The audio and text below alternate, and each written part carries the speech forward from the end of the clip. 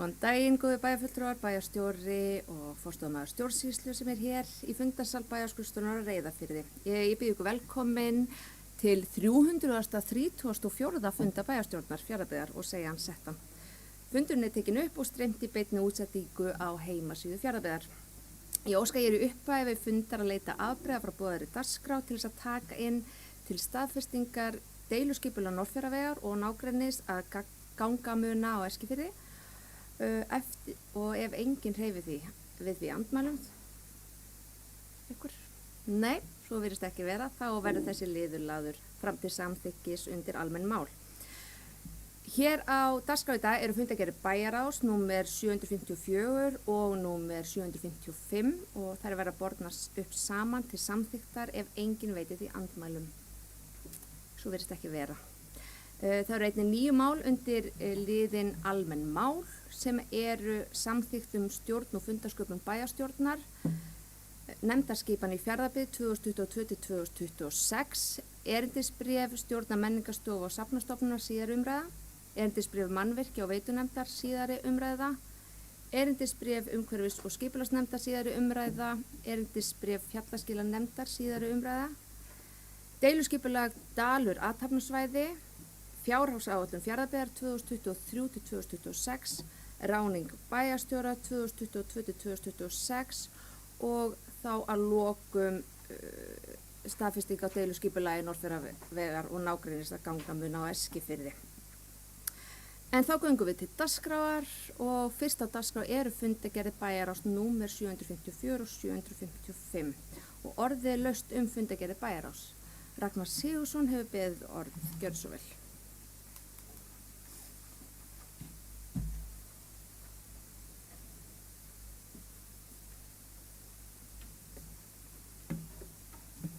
Forseti, bæjarstjóri og aðrir bæjarfulltrúar. Ég ætla að byrja á að fara hérna yfir fundargerð bæjarráðs númer 754. Það voru nokkuð mál til dagskrár þarna, meðal annars undirbúningur fjárhagsáætlunar og svo mál 1.6 sem að snýra húsnæðismálum félags eldri borgara á Eskifirði. Og þetta er svona mál sem að hefur komið oft til umfjöllunar hjá okkur í nefndum sveitarfélagsins og við höfum svona verið að skoða ýmis atriði sem snúað húsnæðismálum eins og þau koma ágætlega inn á í sínu bréfi að þá hefur verið samhliða því að menn séu meðvitaðir að þurfa að fara í viðhald á núverandi húsnæði að þá hefur verið svona litið til annarra kosta og aðrir möguleikar svona reifaðir og svo hafi ekki verið lagt formlega fyrir og hérna þannig að það hefur svo sem ekki verið tekin inn afstæða til þess en þau eðlilega svona fara að lengja eftir svörum varðandi hvað við ætlum að gera í húsnæðismálum þeirra og það er heilmikil viðhaldsþörf á húsnæðinu meðal annars nauðsynlegt að fara að horfa á gluggana í húsnæðinu og gólf í eldhúsi og eldri byggingunni. Þannig að það er svona eitt og annað og það svona er farið að kalla á það að við förum að horfa til þess að koma þessum málum í eitthvað farveg í næstu fjárhagsáætlun eða já, svona setja þetta inn í viðhaldsáætlun hjá okkur. En svo var það mál 1.14 í fundargerðum bæjarráðs, þar er mál sem að við í Sjálfstæðisflokknum óskuðum eftir yrði tekið á dagskrá og snýra að úthlutunum fiskeldissjóðs vegna umsókna árið 2022.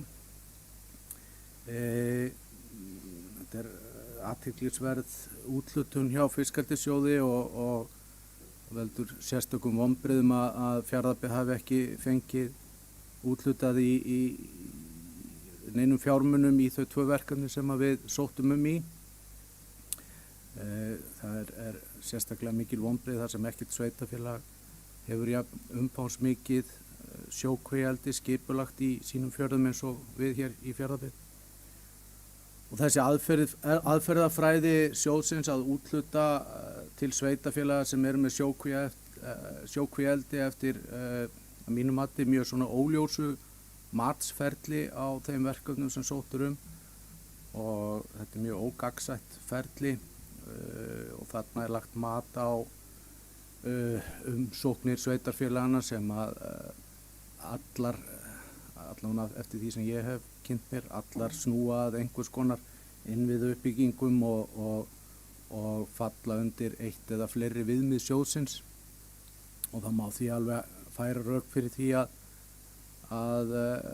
allar umsóknirnar uppfylla þau skilyrði en af hverju þetta valið en ekki hitt liggur ekki fyrir og þetta svona býður upp á vitleysu og verður vitleysa svo framalega sem að þessi aðferðafræði viðhöfð og öll þessi sveitafélög sem eiga hlut og sóttust eftir fjármagni þau auðvitað fá ekki öll einhver úthlutað eins og gengur og gerist í svona almennu styrkumsóknarferli og það verður því alltaf einhverjir óánægðir með sinn hlut en svona í ljósi þess að við erum með umfangsmesta sjókvíaeldið með tilliti til burðarþols og áhættumats að þá er það sérstök vonbrigði að við fáum ekki neinu úthlutað og við lögðum því fram bókun sem allir flokkar studdu þar sem segir að mikilvægt að útdeling tekna af gjaldtöku í fiskeldi í sjó renni til sveitarfélaga þar sem nýting auðlindarinnar og starfsemi fyrirtækja í fiskeldi fari fram og þörfin til uppbyggingar þjónustu sé mest. Við setningu laga númer 89 frá árinu 2019 töku gjalds vegna fiskeldis í sjó og fiskeldissjóð var lögð áhersla á að hlutverk sjóðsins væri að styrkja uppbyggingu innviða þar sem fiskeldi í sjókvíum stundað og þar með samfélögum og stoðir atvinnulífs á þeim svæðum. Í ljósi þessa eru það vonbrigði að ekkert verkefni hlaut útdeling úr fiskeldissjóð á þessu ári til Fjarðabyggðar. Ekkert sveitarfélag hefur að geyma jafnmikið sjókvíaeld og Fjarðabyggð, hvort sem litið til burðarþolsmat eða áhættumats. Og því eru það sérstök vonbrigði að Fjarðabyggð hafi ekki notið sanngirnis við útdelingu fiskeldissjóðs í anda þeirra laga sem sjóðurinn starfar eftir. Skorað á matvælaráðherra að endurskoða útdelingar sjóðsins með það fyrir augum að leggja fiskeldissjóð niður. Tekjur vegna gjaldtöku fiskeldis í sjó og ætlað til innviðuppbyggingar í sveitarfélögum þar sem sjókvíaeldi stundað ætti að renna beint til sveitarfélaga án aðkomu fiskeldissjóðs miðað við lífmassa, burðarþol eða áhættumat fjarða. Og bókun lýkur. Þarna verið að horfa til þess að ráðherra horfi til þess að leggja sjóðinn niður í þeirri mynd sem hann í núna og þær tekjur sem að sjóðurinn fari þá bara eftir einhvers konar reglum tilbaka til þeirra sveitarfélaga sem stunda sjókvíaeldi. Og við sjáum fyrir okkur að þetta geti verið mjög einfalt form með því að fara bara eftir lífmassa, burðarþoli eða áhættumati og þetta ætti þá að vera bara ákveðin formúla sem liggur fyrir á hverjum tíma og ætti þá ekki taka mikinn tíma að reikna út hvert sveitafélag fær hvað mikið og þarna eru heilmiklir hagsmunir í húfi fyrir okkur og öll þessi sveitafélög að koma þessu í fyrirsjáanlegt form þannig að það sé einhver vissa fyrir því hvað hvert sveitafélag að fá á hverju ári og þarna eru heilmiklir fjármunir í húfi fyrir okkur því að tekjur sjóðsins í dag munu aukast á komandi árum 100 milljóna og það má því alveg áhætla að ef það farið eftir þessari formúlu að sveitarfélagi eins og Fjarðabyggð væri að fá 150 til 200 milljónir bara á næstu árum ef farið yrði eftir þessari aðferðafræði. En nóg fiskeldissjóð í bili. Við óskuðum einnig eftir því að mál númer 115 yrði tekið fyrir á fundi bæjarráðs sem snýr að starfsmannamálum á bæjarskrifstofunni og það sneri nú bara að því að fara yfir þær hreyfingar sem eru á fólki inn á bæjarskrifstofunni.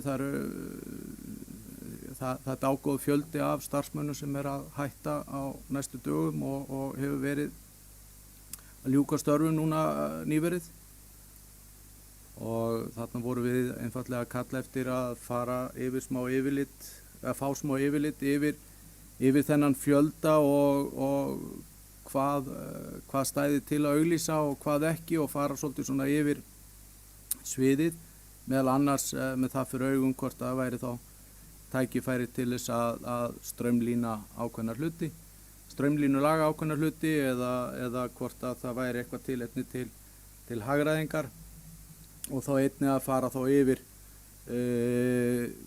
ástæðum fyrir þessari auknu starfsmannaveltu en þær eru eðlilega eins og við öll gerum okkur grein fyrir að er að margvísum ástæðum og einnig var því fleygt fram og er örugglega alveg hárrétt að það er aukin hreyfing á fólki svona eftir COVID og hérna fólk svona að horfa í kringum sig og jafnvel svona uppsöfnuð þörf á að fara á nýjan vettvang og ég vil bara nota tækifærið og óska þessu starfsfólki velfarnaðar í þeirra nýju störfum.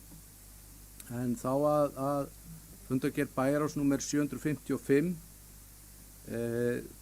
fyrsti liður á dagskrá þá var það fjárhagsáætlun Fjarðabyggðar 2023 til 2026 og þarna var lagt fram yfirlit fjármálastjóra rekstur sveitarfélagsins á árabilinu 2014 til 2021 og bara mjög góð yfirferð og gott flagg frá fjármálastjóra og mikilvægt til undirbúnings fyrir fjárhagsáætlanagerðinni í haust og eins og við svo sem vissum og hefur komið fram áður að þá hefur launaliður sveitarfélagsins aukist ansi hratt á undanförnu og ýmsar ástæður fyrir því. Kjarasamningar hafa hækkað og við höfum einnig fjölgað starfsfólki sveitarfélagsins og svo stytting vinnuvikunar. Við höfum öll farið yfir þetta margoft. En það er nauðsynlegt að horfa til þessara liðar þar sem að þetta nemur 71% af skatttekjum sveitarfélagsins sem að rennur þá til launagreiðslna. Og við eigum að horfa til þessara þáttar í fjárhagsáætlunargerðinni og á næstunni og horfa til þess hvort það sé tækifæri til þess að útvista verkefni mjög auknum mæli þegar að tækifæri gefast. Og við eigum að vera óhrædd við að leysa tímabundin úrlausnarefni með þeim hætti og þá er einnig nauðsynlegt að skoða svona þau svið og þær deildir sem hafa vaxið hvað hraðast á undanförnum árum og við hafa vaxið algjörlega af eðlilegum ástæðum mörg hver bara vegna aukningar á lögbundnum hlutverkum bara eins og á fræðslusviði og félagsþjónustunni. Þrátt fyrir það og enga síður þá er mikilvægt að við horfum á þá málaflokka svona í ljósi þess að hversu hrattir hafa vaxið og sjá hvort að það sé ekki einhverjar afleiðingar eftir vaxtaverki og hvort það sé ekki tækifæri þá til þess að fara og horfa til þess hvort það sé hægt að stytta boðleiðir ná fram einhverjum hagræðingum án þess að skerða þjónustu. Það er bara eðlilegt þegar að hlutir vaxa með þessum hraða að horfa til þess eftir á hvort það sé tækifæri til þess að gera eitthvað betur. Eðlilega hafa þeir vaxið hratt, við höfum þurft að bregðast við ákveðnum aðstæðum og svona þegar að ríki sest þá er gott að fara aðeins yfir sviðið og sjá hvort það sé ekki einhver tækifæri. Mál 2.3 fasteignamat í Fjarðabyggð 2023. Þarna var farið yfir fasteignagjöldin og hvernig þau munu líta út á næsta ári að óbreyttu. Fasteignagjöldin í Fjarðabyggð munu hækka umtalsvert í flestum byggðakjörnum Fjarðabyggðar á næsta ári. Það helgast til að fasteignamat íbúðarhúsnæðis í Fjarðabyggð að hækka 18 til 35% mismunandi milli byggðakjarna og eftir því hvort að sé að sérbýli eða fjölbýli. Þetta þýðir umtalsverða hækkun á fasteignagjöldum bæjarbúa næsta ári og einsýnt og mikilvægt að koma til móts á hækkunina með því að lækka álagningaprósentu fasteignagjalda. Það var einnig mikilvægt að endurskoða forsendur vatnsgjaldsins og láta það taka mið af fermetra fjölda í stað fasteignamats eins og við höfum áður lagt til. En þar að mínu mati sanngirnismál að ræða enda mun eðlilegra að gjald fyrir vatn sé innheimt með tilliti til stærðareignar í stað fasteignamats sem sveiflast eftir póstnúmerum og sölu eigna í því hverfi missirinn og undan. Fleira ætlaði ég ekki að fara yfir í bili að minnsta kosti. Takk.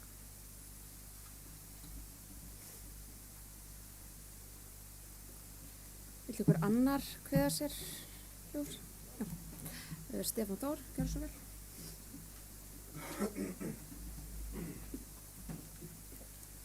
Frú forseti, bæjarstjóri og bæjarfulltrúar. Bara svona aðeins til að koma inn á það sem að Ragnar var að tala um að tekið þetta bara lið fyrir lið. Húsnæðismál félags eldri borgara á Eskifirði.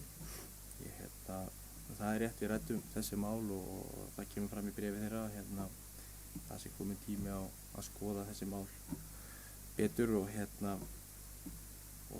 hvort það sé komin einmitt þessi þörf á viðhaldi og við ræddum það og vorum sammála um það að þetta yrði skoðað og bæjarstjóri búinn að óska eftir samtali til þess að fara yfir þessi mál þannig að við vorum öll sammála um það að þetta eitthvað sem mikilvægt að skoða. Varðandi fiskeldissjóðinn, ég alveg innilega sammála og við svo sem öll og þetta hefur svo sem verið bókað fram og tilbaka. Þessi sjóður auðvitað, hann svolítið barn síns tíma. Það svolítið sérstakt að þetta gjald skuli vera að renna inn í einhvern sameiginlegan sjóð og svo sé einhverjir sem situr við borðið og útdeili hvert peningarnir að fara.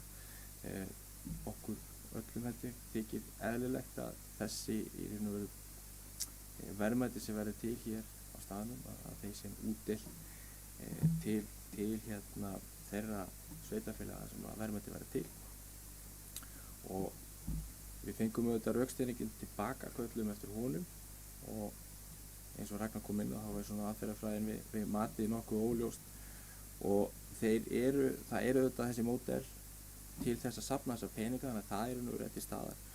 Það sem menn einmitt að horfa á límbasa eins og Ragnar kom inn á þannig að það er búið ákveð hvernig við ætlum að safna þessu peningum og við erum alveg sammála því að þessar tekjur eiga að vera hér innan okkar sveitarfélags og varðandi rökstuðninginn þá lögum við nú fram bæjarráð lagði fram bókun sem ég fæ að lesa hér. Bæjarráð Fjarðabyggðar lýsir yfir undrun sinni á rökstuðningi fiskeldissjóðs vegna umsóknar sveitarfélagsins í sjóðina þessa ári. Miðað við úthlutun síðasta árs og þá þættir sem notaðir eru vegna úthlutuna þá hefðu umsóknir Fjarðabyggðar átt að fá fleiri matsþætti viðurkennda. Styrkir þessi niðurstaða enn frekar þá skoðun sveitarfélagsins að mikilvægt sé að koma gjaldtöku af fiskeldi í þann farveg að sveitarfélögin sem það hýsa innheimti hana beint og nýti til uppbyggingar innviða sinna án þess að rök styðja þurfi það fyrir nefndum á vegum ríkisins að taka þátt í samkeppni við önnur sveitarfélög. Og undir þetta tóku allir í bæjarráði.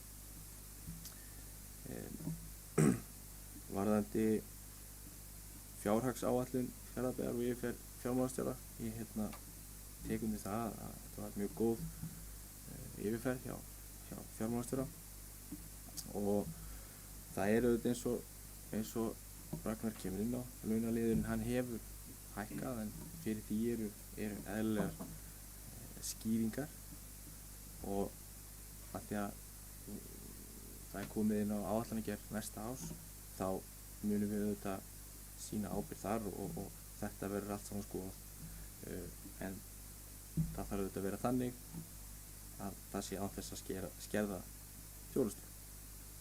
Nú það alveg rétt með fasteignamatið. Fasteignagjöldin þau munu koma til að hækka á næsta ári og eins og við ræddum inn á bæjarfundi þá og fengum þar góða upplýstun á því hvernig þetta myndir í að koma út og þetta er mismunandi eftir stöðum, mismunandi eftir húsnæði og þetta er eitthvað sem er mikilvægt að skoða í áætlanagerð næsta árs. Þannig að ég held að, já. En við þurfum auðvitað að stíga varlega til jarðar í því hvernig við förum í þessa áætlun.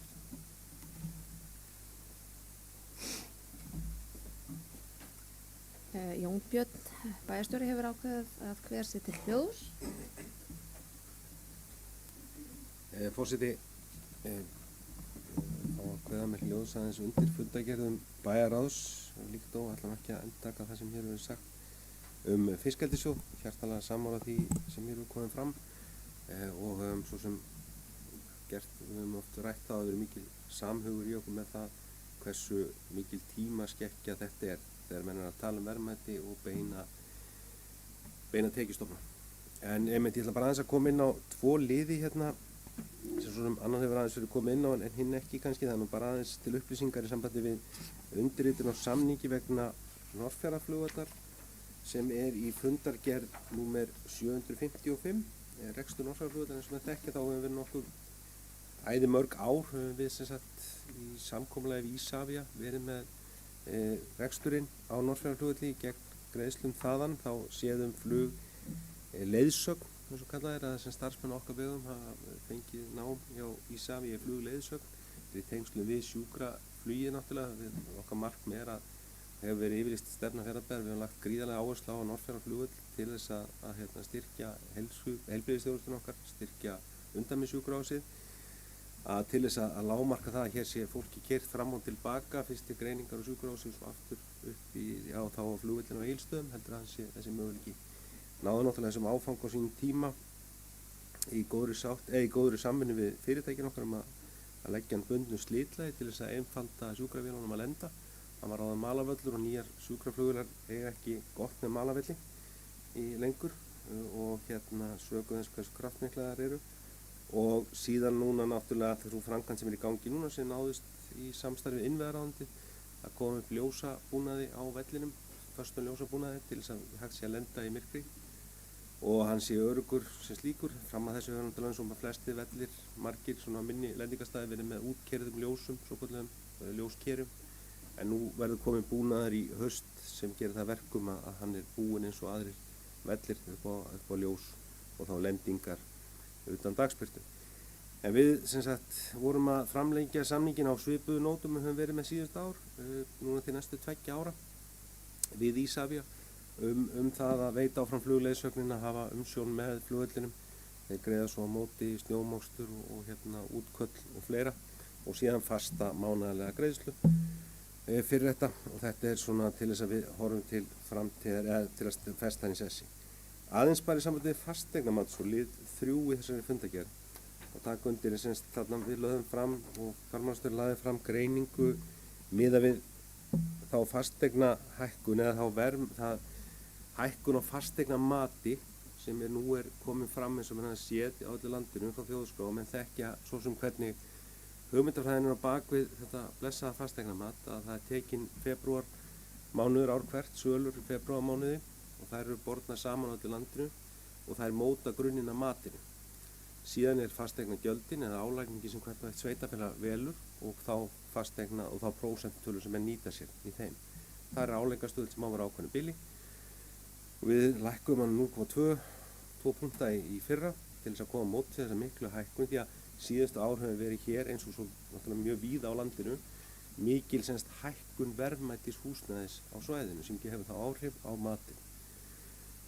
Og það saman að þess að við komum hér fram í máli bæjarfulltrúa hér sem hafa talað undan, þessi hækkun sem hér þá orðin nú sem fyrirsjáanleg nú og þetta þannig erum við að tala náttúrulega forsendur fyrir næsta árs álagningu sem þarf að taka tillit til í haust, þess að vísa til fjárhagsvaldar í haust.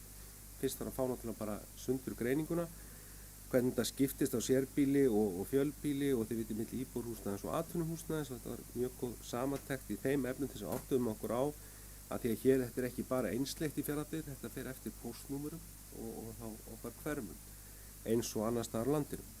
Þannig að þessu svo vísa inn og það þarf að taka umræði fjárhagslandgerðin í haust hvernig við munum þá sjá fyrir okkur gjöldin á móti þessari verðmætahækkun. Og þetta alveg, hér eru hverfin okkar, þetta í íbúðarhúsnæði frá 30% hækkun verðmætis húsnæðis að fasteignamats og niður í 17 lægst milli hverfa og í atvinnuhúsnæði frá 12 að tæpum 13% og niður í svo 8,5%. Það er í umræðum fasteignagjöld og fasteignaverðmæti, það hefur verið löngum svo sem og orðin þekkt að fasteignagjöldin eru, við hefum ekki gleyma því að þetta er sjálfstæði tekjustofn sem sveitarfélögin hafa. Við þetta leggjum mikið upp í sveitarfélögin, við höfum sjálfstæði tekjustofna. Við erum að kalla eftir einum slíkum í tengslum við fiskaldið, þar sem við viljum fá að ráða okkar eigin tekjustofn. Þarna höfum við tekjustofn sem við ráðum. Við þurfum að hafa það í hugum við fjöllum hann hverju sinni, að við þurfum að hafa það í huga hvernig við ætlum að afla þeirra tekna sem við þurfum að afla og þá út frá okkar tekjustofnum. Fasteignagjöld í eðli sínu að þessi teygjanleiki að tengileiki þeirra við verðmæti húsnæðis í eðli sínu gerir það að verkum og þau eru mjög kvikur stofn. Þau fara mjög bratt eins og núna í þessum þenslu tímum, fara mjög bratt, mjög víða, en þau geta líka farið hinn veginn. Þau geta verið til lækkunar og það hefur gerst hér í Fjarðabyggð áður fyrr þegar að húsnæðisverð hefur lækkað á stöðum að þá lækkar tekjustofn okkur í ári, að þá lækkar virði matsins og þar lendi lækkar tekjustofnin. Sem gerir hann svona kvikan, hann er kvikur þá í báðar áttur og hann gerir það verkum að þetta er ekki, gjaldastofnum sem þessir er ekki góðir sem slíkir. Þeir fylgja ekki, þið viti, kjarasamningshækkunum, hann lifir sjálfstæðu lífi, þannig eins og skatttekjur vaksa þegar kjarasamningshækkanir koma vegna þess að stofnin er hærri. Og þetta hefur verið bent á vettvangi sveitarfélaganna að menn þurfa að fara að horfa til þess að það sé einhver svona meiri fyrirsjáanleik í þessum tekjustofni og horfa þá til Norðurlandin í þeim efnum að vissu leyti. Þar erum við náttúrulega aftur á móti að tala um annað tekjumódel sveitarfélaga. Á Norðurlöndum er afskaplega lítið sjálfstæða stofna skattheimtu til sveitarfélaga heldur því skatta meira af ríkinu á hverju ári.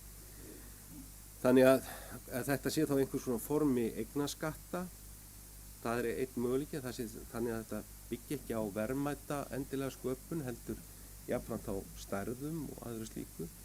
Mjög víða á Norðurlöndum er mikil tekjutenging á skattkerfi yfirleitt, bæði á skattkerfi og bara ýmsum þjónustugjöldum, sektarkerfi ríkisins, bæði Danmörk og Noregi tengist mikið tekjum, því hærri tekjur, því hærri greiðslur innur að hendi. Þannig að þetta er einmitt umræða sem þarf að eiga sér stað núna í sumar á vettvangi ekki síst ráðuneytisins. Þetta er tekjustof sem okkur er bundin í lög, hann er skylda, en þetta getur stýrt þá af álagningarprósentunum. En leið og við lækkum álagningarprósentur þá lækkum við líka framlög og jöfnunarsjóður. Því að það helst í hendur.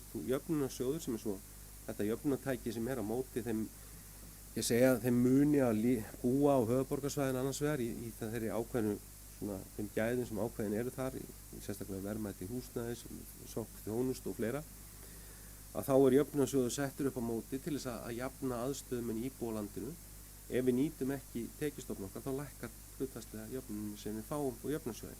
Þannig að þetta er flókin mynstur sem við þekkjum öll, sem höfum verið hér að þarf að horfa vel á og ég vonast til þess að svo umræða sem núna er einmitt í tengslum við það, því að menn hafa alltaf hana fyrirsjáanleika. Þetta er ekki fyrir næsta ári sem þetta eða í lok þessa árs þegar menn stilla fjárhagsáætlun næsta árs sveitarfélögin, þá erum við búin að sjá hvernig breytingin er að það verði núna til þess að í sumar fari fram umræða annars vegar milli sveitarfélagana og ríkisins þennan tekjustofn og hvernig hann sé séð til. Þannig að þeirri umræðin sé lokið á þennan tímins landsting samband sveitarfélag fram í haust. Sé vilji til þess eða er þá vilji til þess að einhvern hátt að breyta jöfnunarmódelinu, að minnka þá sveiflu á móti skattstofninum. Það þarf að svona fara í þá umræðu og þegar menn hafa svona heyrt það í fjölmiðlum og það er svona held yfir öllum sveitarfélögum mikill vilji til þess að horfa á þennan tekjustofn og taka hann þá í samskiptum við ríkið sem setur þetta með lögum, að það sé einhvers konar meiri festa og fyrirsjáanleiki í honum og það er mikilvægt að sú vinna fara fram í sumar svo við séum meðvituð hann þegar við förum svo í okkar vinnu öll þessi sveitarfélög á landinu í fjárhagsáætlun í haust. En megum aldrei gleyma því leið að við erum þetta með sjálfstæðan tekjustofn sem við þurfum líka að gæta sem er að við köllum eftir þeim mjög víða, viljum hafa yfir þeim að ráða og þá er það líka svo ábyrgð sem felst í því þegar við erum að fjalla um fasteignagjöldin. En það var verulega gott að sjá þetta og ná að greina þetta því að það er óhjákvæmilegt í sveitarfélagi með mörg póstnúmer, mörg hverfi. Þá er mismunur á þessu, þetta er ekki svona einsleitt eins og verður á höfuðborgarsvæðinu þar sem menn verða svolítið svona gegnum gangandi í gegnum á sveitarfélögin stærra, að svo við áttum okkur á því hvernig þetta væri hvernig þessi verðmætaaukning sem reiknuð út frá sölum væri að koma út núna, og á móti kemur svo líka að hafa í huga að eflaustur einhver sveitarfélag á landinu líka lendi því að þessi breyting getur gengið í hina áttina, og við höfum séð það hér í fyrirraunurum okkar í byrjun Fjarðabyggðar, og svo víðan að þar er bara lækkun á verðmætastofni og þar lendir tekjustofnin orðin lægri. Þannig að þetta vildi nú svona bara bæta við, það var ekki fleira fórst. Takk fyrir. Takk fyrir þetta. Vill einhver annar fá orðið undir fundargerðum Bæjarráðs? Þá ber ég upp fundargerðir Bæjarráðs númer 754 og 755 upp til samþykktar, og þau sem hann að samþykja vinsælaskrifi merki. Hún er samþykkt með 9 atkvæðum. Þá erum við komin í almenn mál og fyrsti liður er samþykkt stjórn og fundarsköpun bæjarstjórnar, breytingar 2022 til síðari umræðu, og ég mæli fyrir breytingum og samþykkt við síðari umræðu. Vísa var frá bæjarráði til afgreiðslu bæjarstjórnar, breytingum á 62. grein, samþykktar stjórn Fjarðabyggðar og fundarsköp bæjarstjórnar ásamt breytingum og viðauka fullnaðar afgreiðslu. Það voru 2 minniháttar breytingar sem voru gerðar í kafla B félagsmálanefnd og barnaverndarnefnd til að gæta samræmis við nefnda kjör, og orðið er laust þennan lið. Enginn hefur beðið orðið og þá ber ég upp til staðfestingar bæjarstjórnar breytingar á 62. grein. Þeir sem hann að samþykja, hún er samþykkt með 9 atkvæðum. Þá erum við komin í nefndaskipan í Fjarðabyggð 2022 til 2026. Ég óska eftir því að fá að taka fyrir atkvæðagreiðslu aðal- og varafulltrúa í yfirstjórn saman, þeir sem það samþykja, yfir- og undirkjörstjórn, saman þeir sem það samþykja. Ég merki glæsa samþykkt með 9 atkvæðum. Þessar tilnefningar til kjörs í nefndir og ráðir, og þá hefst lesturinn, gjörið svo vel. Kjörstjórn Fjarðabyggðar, aðalmenn Gísli M. Auðbergsson formaður, Agnar Bóasson, Kristjana Mekkin Guðnadóttir, varamenn Gunnar Geirsson, Magnús Jóhannsson og Jónína Óskarsdóttir. Það voru undirkjörstjórn Eskifirði, aðalmenn Gunnar Jónsson formaður, Guðrún Kristmannsdóttir, Guðrún M. Ó. Steinunardóttir, varamenn Guðmann Þorvaldsson, Guðfinna Björk Birgisdóttir og Sigurður Hólm Freysson. Undirkjörstjórn Neskupstað, aðalmenn Þorvarður Sigurbjörnsson formaður, Þórunn Freydís Sölvadóttir, Sindri Sigurðsson og varamenn Eyrún Eggertsdóttir, Sigurborg Hákonardóttir og Þorgrímur Þorgrímsson. Undirkjörstjórn Reyðarfirði, aðalmenn Aðalheiður Vilbergsdóttir formaður, Andrea Borgþórsdóttir, Hjörtur Elí Steindorsson og varamenn Hildur Magnúsdóttir, Snorri Styrkarsson og Jóhanna Hallgrímsdóttir. Undirkjörstjórn Stöðvarfirði, aðalmenn Svanhvít Björgólfsdóttir formaður, Ingibjörg Björgvinsdóttir, Sara G. Jakobsdóttir og varamenn Jóhanna Guðný Halldórsdóttir, Guðrún Ármannsdóttir og Sólveig Friðriksdóttir.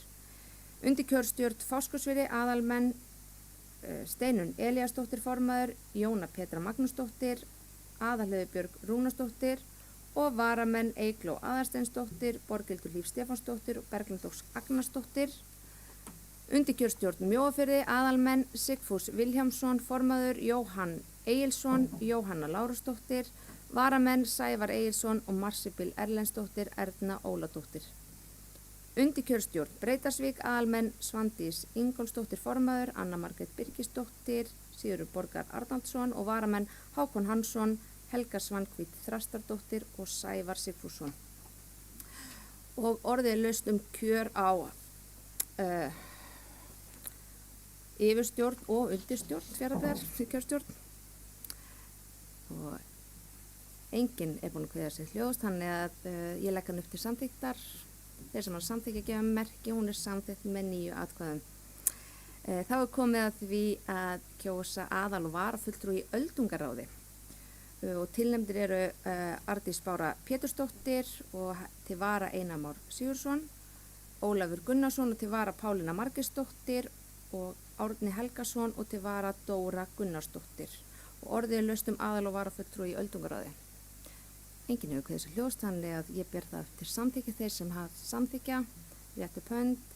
Það er samþykkt með 9 atkvæðum. Þá erum við komin í að kjósa fulltrúa í almannavarnanefnd og það er til og með Jón Björn Hákonarson. Orðið er laust kjör á fulltrúa almannavarnanefnd. Enginn hefur kveðið sér hljóst, þannig að ég bið ykkur að rétta upp hönd ef þið samþykkið. Það var samþykkt með 9 atkvæðum. Þá er komið að aðal- og varafulltrúi í stjórn Náttúrustofu Austurlands og þar eru tilnefndir Gunnar Ólafsson og til vara Heimir Gylfason. Orðið er laust þetta kjör og enginn hefur kveðið sér hljóðs og þá legg ég það til samþykktar. Þeir sem samþykkja gefa merki, samþykkt með 9 atkvæðum.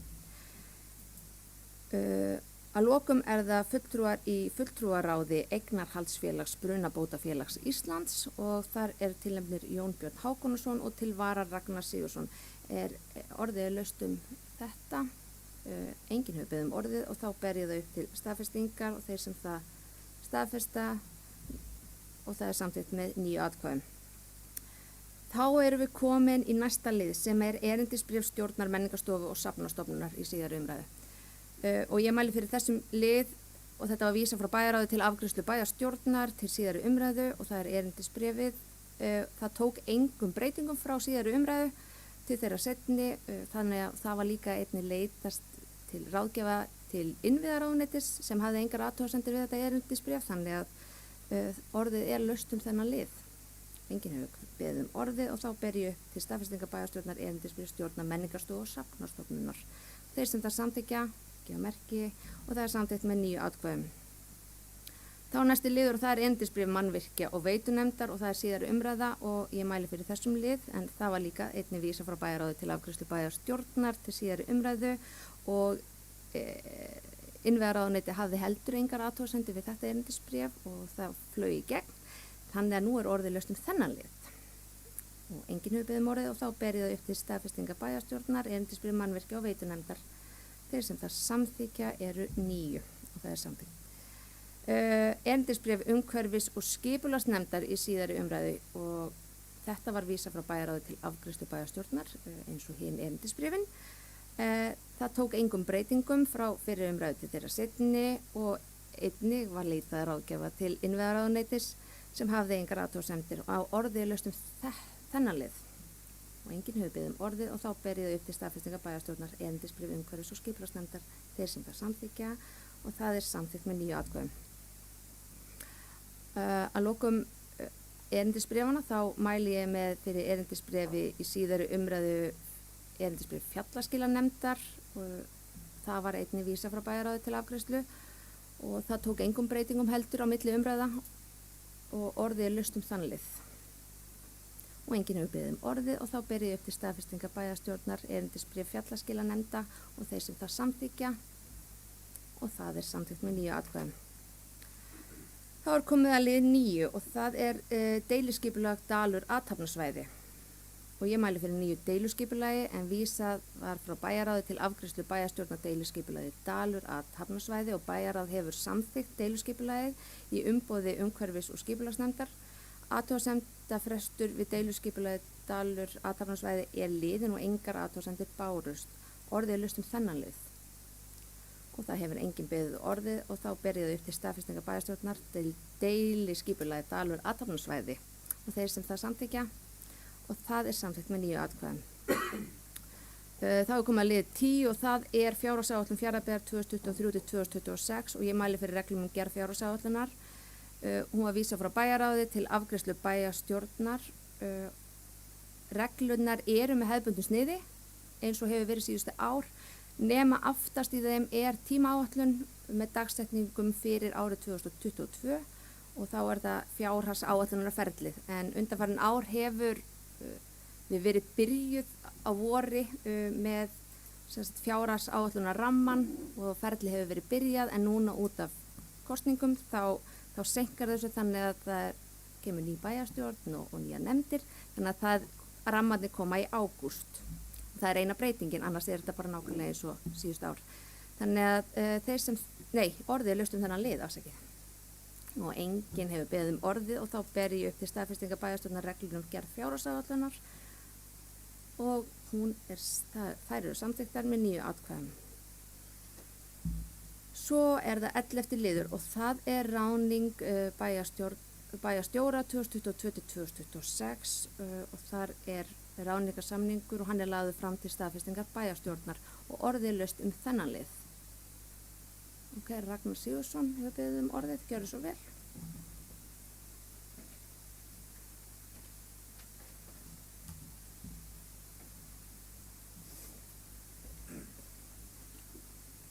Forseti, bæjarstjóri og getur bæjarfulltrúar. Hérna er komin til umfjöllunar og staðfestingar ráðningarsamningur bæjarstjóra Fjarðabyggðar og að mínu mati þá ber að skoða hann með tilliti til þess að pólitískan bæjarstjóra er að ræða og eftir að hafa rýnt í þau ráðningarkjör sem koma fram í ráðningarsamningnum þá er hann svo sem í samræmi við þau launakjör hérna og hjá öðrum sambærilegum sveitarfélögum að stærð án tillit til launakjara vegna embætti í krafti pólitísks umboðs svo sem vegna þóknunar bæjarfulltrúa og setu í ráðum og stjórnum. Og þetta er svona meðaltal þess sem að bæjarstjórar í sambærilegum sveitarfélögum er að fá samkvæmt skýrslu Sambands íslenskra sveitarfélaga kjör bæjarfulltrúa og framkvæmdastjóra sveitarfélaga. En í ráðningarsamningnum er kveðið á biðlaunarétt og þar vil ég staldra aðeins við. Það er ekki óalgengt að framkvæmdastjórar sveitarfélaga séu með biðlaunarétt en það er alls ekki algilt og sérstaklega ekki í tilfelli pólitískra bæjarstjóra. Og ég hef ekkert við það að athuga að faglega ráðnir bæjarstjórar sem koma til starfa innan sveitarfélags fái biðlaunarétt og rökstuðningurinn á bak við það hefur einhver verið sá að erfitt sé að fá hæft fólk til starfa í stöður sem þessar þar sem að lítið starfsöryggi er til staðar og þetta er svona hverfult embætti, það er háð því að meiri hlutar haldi og pólitískar áherslur haldi og svo framvegis og í þeim tilfellum er oft samið biðlaunarétt til að koma til móts við þetta starfsöryggi og einnig með það í huga að starfið er einungis til 4 ára og með yngri vissu framlengingu á ráðningarsambandi. En í tilfelli eins og hér þar sem að er að ræða pólitíska bæjarstjórar sem sitja í skjóli umboðs frá kjósendum þá ber að horfa á þetta með allt öðrum augum. Slíki bæjarstjórar eru full meðvitaðir að þeirra umboði lýkur á 4 árum liðnum rétt eins og okkar bæjarfulltrúana. Og ég hef alltaf sagt að það er eðlilegast að pólitískir bæjarstjórar séu ekki með biðlaunarétt. Þeir hafa sjálfsögðu sinn lögbundna uppsagnarfrest en allt umfram það er óeðlilegt þar sem að pólitíska umboði þeirra lýkur að kjörtímabili loknum. Og eðli málsins samkvæmt í þessu tilfelli þá lýkur því 2026 eða við loka þessa kjörtímabili. En í þessum ráðningarsamningi er gert ráð fyrir því að bæjarstjóri geti haldið sínu launakjörum í 7 mánuði eftir að kjörtímabili lýkur. Ef að þess er óskað að hann starfi á uppsagnarfrestinum sínum og uppsagnarfresturinn er 3 mánuðir, svo taka við 4 mánuðir í biðlaunarétt. Það eru þá 7 mánuðir eftir að kjörtímabili lýkur. Hann heldur því sínum starfskjörum til ársins 2027 fyrst með þessum 3 mánaða uppsagnarfresti og að því loknu 4 mánaða biðlaunarétti. Mér liggur því forvitni á að vita hvort háttvirtur forseti bæjarstjórnar og formaður bæjarráðs sem ber ábyrgð á ráðningarsamningnum telji eðlilegt að ráðstafa skatt við almennings með þessum hætti og hvaða rök sé á bak við það að pólitískur fulltrúi hafi laun 7 mánuðum eftir að kjörtímabilinu lýkur.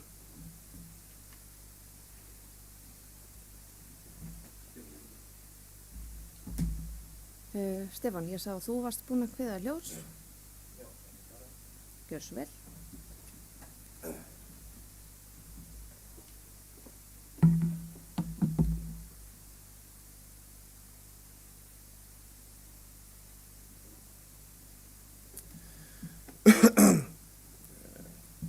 forseti.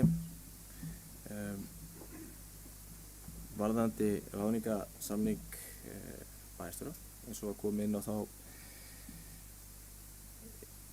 erum við greiðlega sammála það að hann hóflegur þegar kemur að launum og öðrum kjörum varðandi þau hlunnindi sem að bæjarstjórinn hefur sem kjörinn fulltrúi, þá í rauninni óheimilt samkvæmt lögum að afsala sér þeim. Það hefur skoðað. Varðandi biðlaunaliðinn, þá það þannig að hann þá til þessa 4 mánaða og þykir ekki óeðlilegt að menn setja sitt seinna kjörtímabil. Ég heyri það að það ekki allir greinlega sammála það að kjörnir fulltrúar sem verði bæjarstjórar, þeir hafi þennan biðlaunarétt, en við sjáum það svo sannarlega í öðrum sveitarfélögum að bæjarstjórar, pólitískt ráðnir bæjarstjórar, þeir hafa 6 mánaða biðlaunarétt, til að mynda við vorum á Garðabæ og Kópavog. En hér erum við að stilla honum í meira hóp, þar að segja 4 mánuði. Varðandi hinn liðinn, hann í raun og veru þarf að vera þannig að allir séu sammála að hann bæjarstjóri starfi það áfram. Komist þá einhverju til starfa til valda sem hafa ekki áhuga á að starfa með bæjarstjóra, þá þetta þannig að hans biðtími byrjar einfaldlega strax. Þannig að ef að það vilji beggja megin við að hann starfi áfram, þá hann má líta svo á að hann sé ráðið það áfram til að dekka það í tíminn, og það mikil tortryggni í að líta svo á að það sé einhvers konar biðlaun að ræða þar, það sem hann svo sannarlega að sinna sínu starfi. Þannig að, já, ég hafa svarað þessu.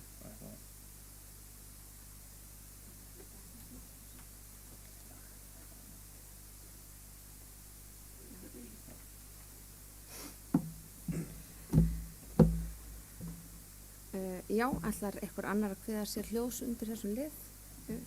Jónbjörn Hákonarson, bæjarstjóri, hefur beðið orðið. Forseti, ég ætla nú ekki að standa hér og verja minn kjör, en mér finnst samt rétt að ég lesi bara 7. lið þessa samnings, að því að mér leiðist þegar að haft uppi eitthvað sem hægt að gera á eitthvað tortryggilegt að menn sé einhverju sjálftöku, eins og þetta máli sett.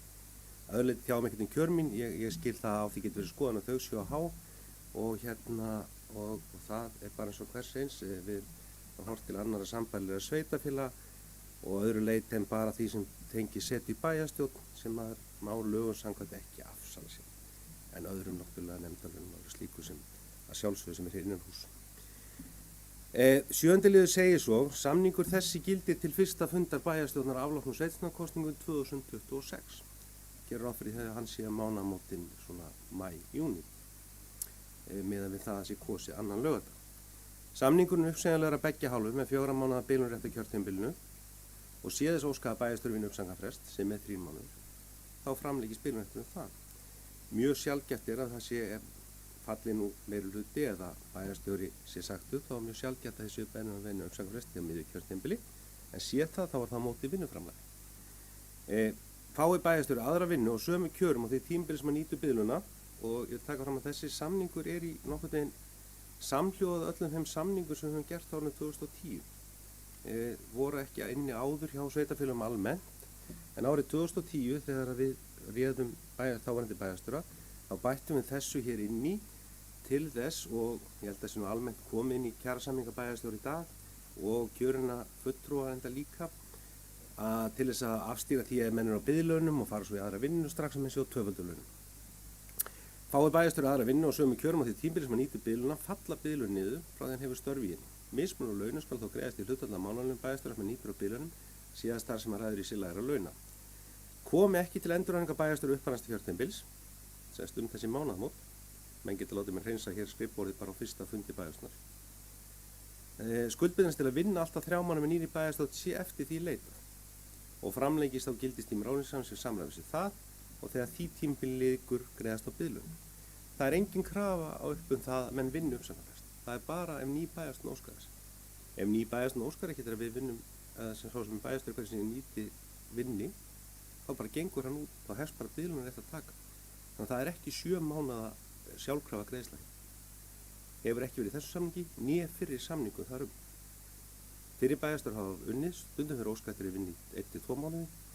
Þeir bara eftir hvernig náttúrulega endur hann í 2014 sem er nákvæmlega sama hætti og nú var gert og þannig að þarna ekki verið að opna það að menn geti tekið sér verið á launum út árið. Ef menn með óskað til að menn vinni einhvern ákveðin tíma, þá það bara unnið þá þann tími sem ný bæjarstjórn óskar eftir því, greitt fyrir þann tíma bara svona launum, svo hefst biðlundan.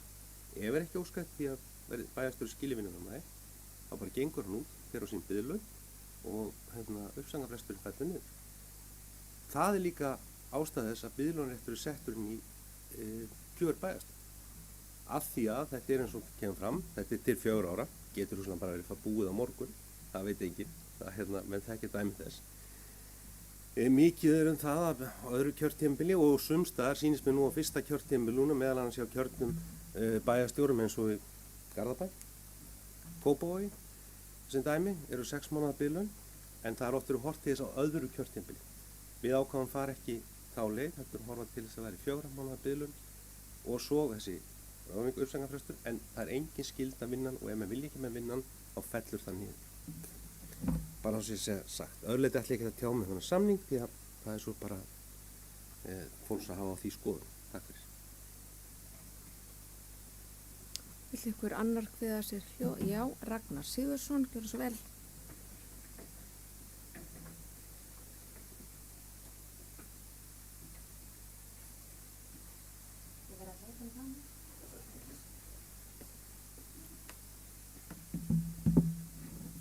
Forseti, bæjarstjóri, bæjarfulltrúar, spurning mín var einföld.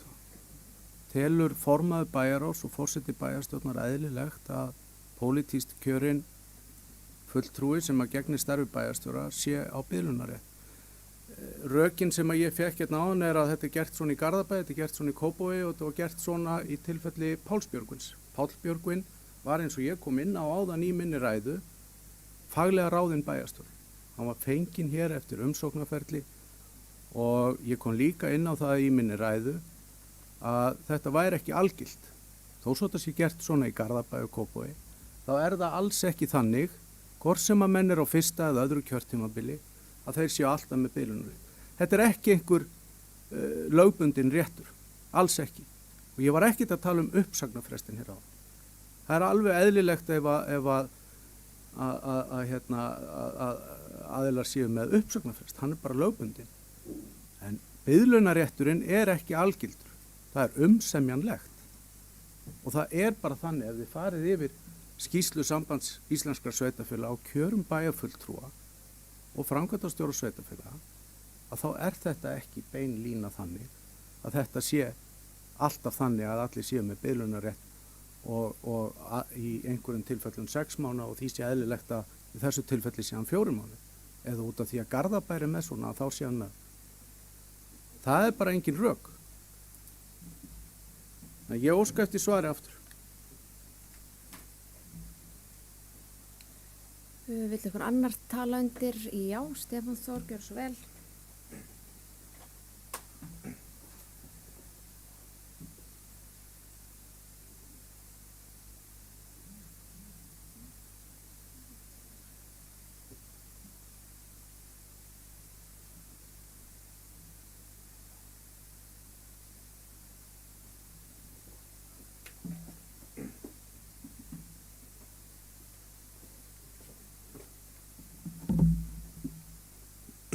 Ragnar, það alveg rétt, eins og kemur þetta ekki algilt, þetta ekki mittlega í stegin. Ég hef svo sem skoðað ansi marga ráðningarsamninga núna í svona aðdraganda þess að þessi ráðningarsamningur var saminn eða svona farið yfir hann og ég játa það að ég held að það hafi verið hverjum einasta sem ég sá sem var opinn, ekki opinn hjá öllu sveitarfélögum. Að það sé þessi biðlunarréttur. En þín spurning í raun og veru hvort að það sé eðlilegt að einhver sem þá pólitískt ráðinn að hann hafi biðlunarrétt. Við mátum það svo í þessu tilfelli að já, það væri hægt að hafa það inni. Það eins og í rauninni kannski aðeins kominu áðan. Það ekki óeðlilegt að þegar menn hafa sinnt þessu starfi sem bæjarstjórar að þá sé erfitt að fara í aðra vinnu og menn hafa oft eftir því að það sé í rauninu ekki sjálfgefið að komast annars staðar og því þessi biðlaunaréttur til staðar. Þannig að já, stuttasvari í rauninu þannig að við mátum það svo, eins og kemur inn á, ekki meitla í stein, en við mátum það svo að það ætti við hér í þessu tilfelli. En fyrst ég komin inn aftur upp þá ætlum ég að fá að lesa bókun Framsóknarflokks og fjarðarlistans vegna ráðningar bæjarstjóra og þessi bókun hún hefur verið send á fundaritara.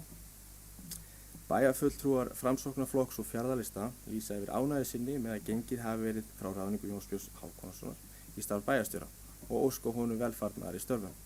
Launakjör bæjarstjóra liggja fyrir í þeim ráðningarsamningi sem hér er til umfjöllunar og eru þau óbreytt frá síðasta samning og eru laun bæjarstjóra 1.600.000 krónur. Vegna bókunar sjálfstæðismanna og umræða af þeirra hálfu á síðasta fundi bæjarstjórnar er rétt að árétta að þau vinnubrögð sem viðhöfð hafa verið við ráðningu bæjarstjóra nú og gerðar ráðningarsamnings við hann er í fullu samræmi við það verklag sem unnið hefur verið eftir hér áður í Fjarðabyggð við ráðningu bæjarstjóra. Meðal annars árið 2014 þegar meirihluti Framsóknarflokks og Sjálfstæðisflokks gekk til samninga endurráðningu þáverandi bæjarstjóra.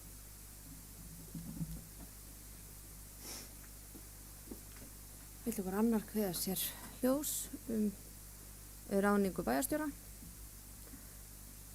Svo verðist ekki vera að þá ber ég hann upp til staðfestingar og þeir sem samþykkja gefa merki